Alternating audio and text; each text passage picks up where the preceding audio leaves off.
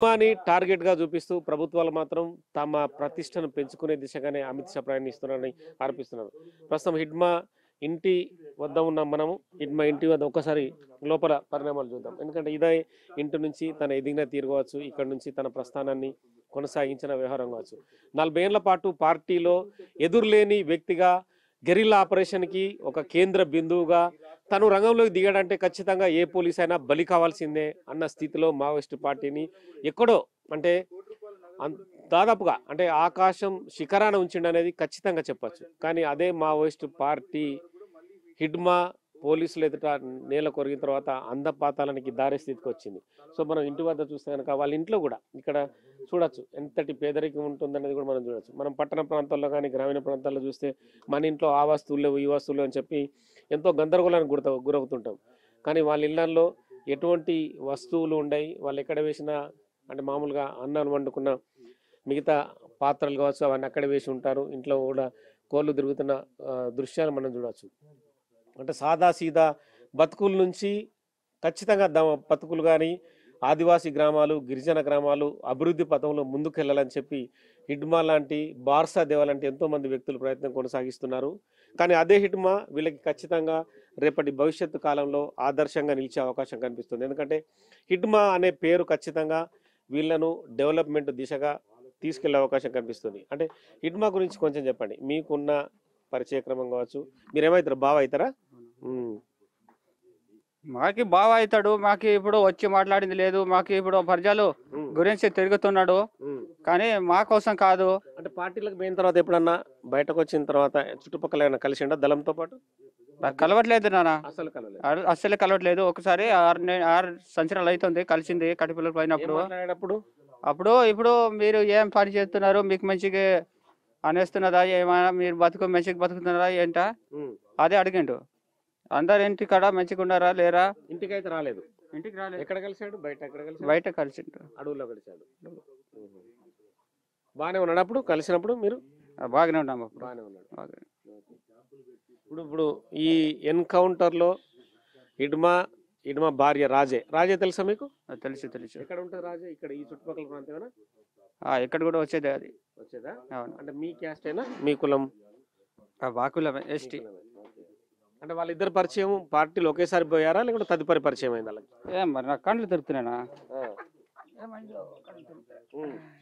So మొత్తానికైతే ఇప్పుడు Hidma encounter తర్వాత పోలీసులు ఏమంటారు ఇక్కడికి వచ్చి? హిడ్మా ఎన్కౌంటర్ అయిన పోలీసులు ఇక్కడ వచ్చి చెప్పట్లేరు ఇంకా. ఇప్పుడు హిడ్మా చనిపోతే పోయింది కానీ మీకేంటి అంత ఆలోచన అని చెప్తారు ఎవరు. కానీ గవర్నర్ ఈ ప్రాంతం నుంచి మావోయిస్టులుగా బార్సా దేవ ఎవరు? బార్సా దేవ ఇక్కడ కాదు, ఒయ్యిపారా. తెలుసా నీకు బార్సా దేవ? తెలుసు. హిడ్మా తర్వాత ఇప్పుడు ఆయనే గెరిల్లా నడిపించే పార్టీ అధినేతగా ఉన్నాడు. నాకేం తెలుసు, అలాంటి సంగతి మాకు తెలియదు కదా. మేము వాళ్ళకి కలవము. మమ్మల్ని నక్సలైట్లో మీ కుటుంబం నుంచి ఎవరైనా చేరారా? మా కుటుంబం నుంచి ఇంకా ఇక్కడ నుంచి మడవల దగ్గర నుంచి ఎవరు చేరట్లేదు. కుటుంబం నుంచి? మా కుటుంబం, మా బిడ్డ ఉంది. నా బిడ్డ సొంత బిడ్డ ఉంది. పార్టీలకు ఎందుకు పోవాలి? హిడ్మా చనిపోయాడు కదా, ఎన్కౌంటర్ అయిన కాడ అది కూడా ఉంది. అదే దానికి జైలు పెట్టిండట, రాజమండ్రి జైలు పెట్టి ఉన్నారని. ఇంట్లో నుంచి ఎందుకు పారిపోవాల్సి వచ్చింది? ఇంట్లో నుంచి నేను ఈ పని చేయకుండా నీవు పిల్లలతోటి ఆడి ఇప్పుడు తినటానికి కుదరదు కదా, ఏదైనా పని చేస్తే మనకి డబ్బు అయినా అవుతుంది, ఏది ఈ తినటానికి ఒక ముద్ద దొరుకుద్ది అని చెప్పి ఒక చెంప నేను కొట్టాను. దాని తర్వాత అది ఏటో మనకి తెలియకుండా ఉరికింది. నేను చుట్టాల దగ్గర పోయిందని నేను ఆలోచించుకున్నా.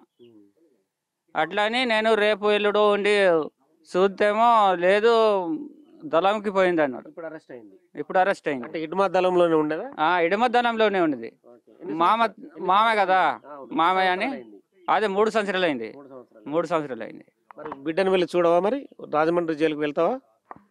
ఏం చేయాలి నాన్న, ఇప్పుడు ఎక్కడ తెలియకుండా మేము ఇప్పుడు సుఖమా మాది, జైలు అయినా ఏదైనా దంతవాడ సుఖమా. పోలీసులు ఏమైనా చూపించారా? అంటే నీ బిడ్డను చూపిస్తానని చెప్పి తీసుకెళ్తా అంటున్నారా? లేదు చెప్పట్లేరు. మేము కాసేపు ఉండి అప్పుడు కానీ వెళ్తే మంచిగా అవుతుంది. ఇప్పుడు మంచిగా ఉందా లేదా, ఇప్పుడు సంపర్కం ఉంది. ఇప్పుడు సిలిండర్ అయిన వాళ్ళు ఉన్నారు సారు, సిలిండర్ ఉండేటోళ్ళు మళ్ళీ చెప్తున్నారు ఏం కాదు నీ బిడ్డ ఉంది కానీ నువ్వంతా కంగారు పడకు, వస్తే వస్తావు కానీ ఇక్కడ కలిసి ఫోన్ చేసి రమ్మంటాడు. ఏ వయసులో ఇడ్మా వెళ్ళాడు పార్టీకి ఇక్కడ నుంచి? ఈ వయసు వెళ్ళాడు కానీ మాకు అంత తెలియదు. 17 అట్లా 17, 18. ఎందుకు వెళ్ళాల్సి వచ్చిందని దానికి ఏం చెప్తారు కారణం? దానికి వాళ్ళు ఆడుకుంటాడనట్టు ఇప్పుడు దళం వచ్చి నేర్పిందిగా. ఇప్పుడు మనకి ఇలాంటి సమస్యలు ఉన్నాయి, మనము ఇట్లా ఉద్యోగం చేస్తేనే మనకి మంచిగా అనిపిస్తుంది. మనం ఇప్పుడు అడవి మన భూములు అన్ని సామ్రాజ్యవాదులు సమ్మతవాదులు ఇలాంటి వాళ్ళు లాగి మనకంత భూమి ఇవ్వకుండా చేసుకుంటారని ఆలోచించి ఇది చెప్తే వాడు ఆలోచించి వెళ్ళిపోయాడు. మాకు కూడా ఏం చదువుకున్నాడు? వాళ్ళు ఇక్కడ చదివింది లేదు నాన్న, వాళ్ళు ఇక్కడ అన్నారు ఇప్పుడు మాత్రలు ఇక్కడ చదివి అక్కడే చదివాడు పార్టీలో. ఇక్కడ చదవట్లేదు. 5వ తరగతి చదువుకున్నాడు అంటారు.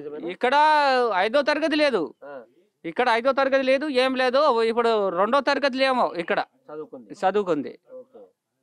ఇక్కడ చదివింది లేదు. మేమంతా మొత్తం ఒక్కసారి చదివిన వాళ్ళు మేమే. ఇప్పుడు మామూలుగా మీరంతా రోజువారీ కూలీ చేస్తే మీ పంటలు పండించుకుంటే ఎంత డబ్బు వస్తుంది మీకు? మాకి పంటలు పండిస్తే మాకు తినటానికి మేము అమ్మట్లేదు. అమ్మేది ఒక 2,000, 3,000 అంతే అంతే. ఇప్పుడు బండి తోటే దున్నేస్తాం కదా, బండికి ఒక 10-12 వేలు పోతాయి. మాకేముండదు, మాకు లాభం రావట్లేదు. దానివల్లే మేము గరీబు. మాకు ఇప్పుడు పేద రైతు గోచిగుడ్డలు పెట్టుకొని ఈ భూములు సంపాదించారు మా తల్లిదండ్రి. ఇప్పుడు మేము ఇదొకటి అదొకటి చేసి ప్యాంట్లు చెడ్డలు ఈ నిక్కర్లు ఏంటి మేము పెట్టుకుంటున్నా గానీ. వాళ్ళకున్నావు గోపి? నేను కూడా వాళ్ళతోటి చదువుకున్నాను కానీ నేను 5వ చదువుకుంటున్నాను. నీ వయసు ఎంత ఇప్పుడు? నా వయసు ఇప్పుడు 40 నడుస్తుంది నాన్న, 40 నడుస్తుంది. సో మొత్తానికైతే ఎంత సాదా సీదా జీవితాలు అర్థం చేసుకోవచ్చు మనం. ఇడ్మా సొంత అన్న ఎన్నో అన్న మోయా ఎన్నో అన్న 3వ అన్న. ఎంతమంది వీళ్ళు? అక్క చెల్లెలు అన్నదమ్ములు? నలుగురు అన్నదమ్ములు. 4 అక్క చెల్లెండ్లు ఉన్నారా? వాళ్ళంతా ఉన్నారా? వాళ్ళంతా ఉన్నారు. ఇప్పుడు 2 తమ్ముళ్ళు చనిపోయారు. ఈ మోయా ఉన్నాడు, ఇంకెవరు ఉన్నారు? ఇప్పుడు ఇడమ ఉండేడుగా, ఇడమ చనిపోయాడు. 3 మొత్తం అయ్యారు. ఈడొక్కడు. అక్క చెల్లెండ్లు 4 ఉన్నారు. సో మొత్తానికైతే హిడ్మా మామూలుగా మనం ఫోటోలు చూస్తున్నా వాళ్ళ అన్న మోయాని చూస్తే కనుక ఎంత డిఫరెన్స్ మనకు కనిపిస్తుంది. ఎంతో బక్క చిక్కిపోయి వాళ్ళ బ్రతుకు తెరువునే ఏదో సాదా సీదాగా చిన్న భూమిలో వరి పండించుకొని వచ్చే డబ్బులతో సాదా సీదా జీవనం కనిపిస్తారు. కనీసం వాళ్ళకి వేసుకోవడానికి కూడా బట్టలు కూడా సరిగా లేని స్థితి. ఖచ్చితంగా ప్రభుత్వాలు ఇవన్నిటిని కూడా అబ్జర్వ్ చేయాల్సిన అవసరం కనిపిస్తుంది. ఆదివాసీ గ్రామాలు కానీ గిరిజన బ్రతుకులు కానీ వాళ్ళ బతుకులు ఎనడం కోసం ప్రభుత్వాలపై పోరాటం చేస్తున్నా కూడా కానీ వాళ్ళ జీవితాలు ఇంకా కూడా మెరుగు కావాల్సిన అవసరం కనిపిస్తుంది. ఇప్పటికీ వీళ్ళ ఇంట్లకు కరెంటు లేదు. సాయంత్రం 6 అయితే చిమ్మ చీకటి. ఏదో కిరోసిన్ దీపంతో వాళ్ళు అదే దీపంలో వండుకోవాలి, అదే దీపంలో తినాలి. మనం మామూలుగా హైదరాబాద్ లాంటి పట్టణాల్లో ఉంటే కరెంటు లేకుంటే మనం తినేటప్పుడు కరెంటు పోతే మనం ఎంత గందరగోళానికి గురవుతుంటే మన పిల్లలు కరెంటు పోయింది ఎలా తినాలన్న బాధకు గురవుతారు. కానీ వీళ్ళందరూ అదే కరెంటు పోయిన స్థితిలో వాళ్ళు ఆ అన్నంలో పురుగులు పడ్డా ఇంకేది పడ్డా కూడా చూసుకోకుండానే వాళ్ళు అన్నం తింటుంటారు. అదే అన్నం కడుపులోకి వెళ్తుంది. మళ్ళీ తదుపరి వాళ్ళ బతుకును తీసుకోవడం కోసం ఉదయమే లేచి పొలాల వెంట పరిగెడుతుంటారు. వాళ్ళకు వచ్చేది ఈ మనం చెప్పకూడదు మామూలుగా మన దగ్గర వేలకు రూపాయలు ఉండాలనుకుంటాం. కానీ వాళ్ళు ఏదో 6 కాలం పంట పండి వెళ్ళదీస్తే వాళ్ళకి వచ్చే డబ్బులు ఇందాక గోపి చెప్పినట్టు వాళ్ళకి వీళ్ళకి మిగిలేటి వేలల్లో. సో అవి కూడా వాళ్ళ పిల్లలకి బట్టలు కొనుక్కోవడం కోసం కావచ్చు, మిగతా వచ్చిన ధాన్యంతో బతుకు వెళ్ళడం కోసం ఉంటుంది. కానీ ఇప్పుడు పూవర్తి గ్రామం అయితే భారతదేశంలో ఒక మోటివేటెడ్ గ్రామంగా వెలుగుతుందని చెప్పి ఖచ్చితంగా వీళ్ళైతే చెప్తున్నారు. మరి వాళ్ళ ఆశల ప్రకారం ఖచ్చితంగా ఈ గ్రామం కూడా ముందుకెళ్ళాలని చెప్పి మనం కూడా ఆశిద్దాం. విత్ కెమెరామెన్ సంతోష్, పూవర్తి గ్రామం, సుక్మా జిల్లా, ఛత్తీస్గఢ్ రాష్ట్రం. Nagesh, big TV signing off. For more videos like this, subscribe Big TV channel.